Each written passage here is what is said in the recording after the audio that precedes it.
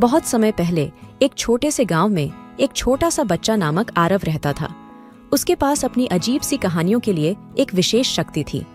एक दिन उसने देखा कि आसमान से एक चमकता हुआ तारा नीचे आ रहा है।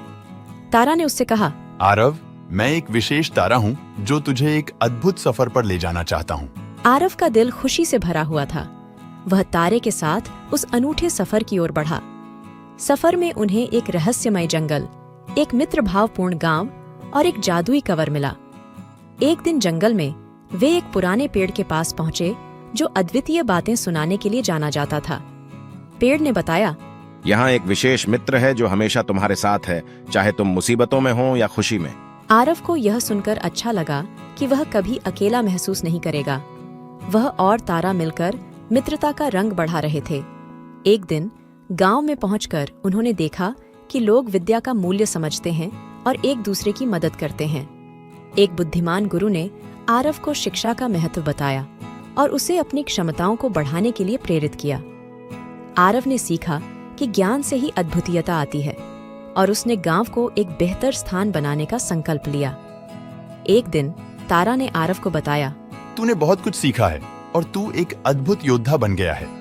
अब मैं तुझे एक आखिरी मिशन के लिए ले जाना चाहता हूँ। उनका आखिरी मिशन था एक जादुई तालाब में पहुंचना, जहां एक राजा ने एक रत्न को सुरक्षित रखा था। तालाब के पास पहुंचकर वे एक अद्वितीय द्वार देखते हैं जो उन्हें रत्न की ओर मार्गदर्शन कर रहा है। आरव ने द्वार को खोला और राजा के सामने पहुंचा, जो आरव के साहस और सीधापन को देखकर प्रभावित हुआ। राजा ने कहा, तुमने अपने दिल से जो कुछ किया वह वाकई अद्भुत है। तुम इस रत्न को लाए हो और इसकी रक्षा तुम्हारे हाथ में है। आरव ने रत्न को लेकर तारा के पास वापस आया, जहां उसने राजा की आशीर्वाद से अपने गांव को और बेहतर बनाने का संकल्प किया।